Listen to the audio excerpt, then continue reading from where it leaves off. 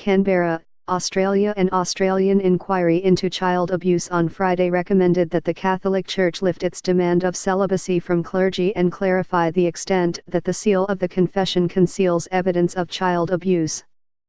Australia's Royal Commission into Institution Responses to Child Sexual Abuse delivered its final 17-volume report and 189 recommendations following a wide-ranging investigation. Australia's longest-running Royal Commission, which is the country's highest form of inquiry, has been investigating since 2012 how the Catholic Church and other institutions responded to sexual abuse of children in Australia over 90 years. The report heard the testimonies of more than 8,000 survivors of child sex abuse. Of those who were abused in religious institution, 62% were Catholics. We have concluded that there were catastrophic failures of leadership of Catholic Church authorities over many decades, the report said. Recommendations include that the Australian Catholic Bishops' Conference request that the Vatican consider introducing voluntary celibacy for clergy.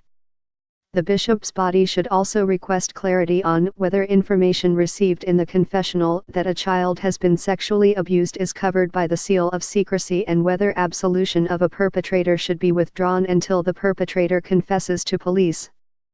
Catholic clerics who testified to the Royal Commission gave varying opinions about what, if anything, a priest could divulge about what was said in a confessional about child abuse. The Commission's recommendations, which with interim reports total 409, include making failure to report child abuse a criminal offense. Clerics would not be exempt from being charged. Pope Francis's former finance minister, Cardinal George Pell, testified in a video link from the Vatican in 2016 about his time as a priest and bishop in Australia. Pell this year became the most senior Catholic official to face sex offense charges. Through his lawyers, Pell has vowed to fight the charges of sexual assault offenses.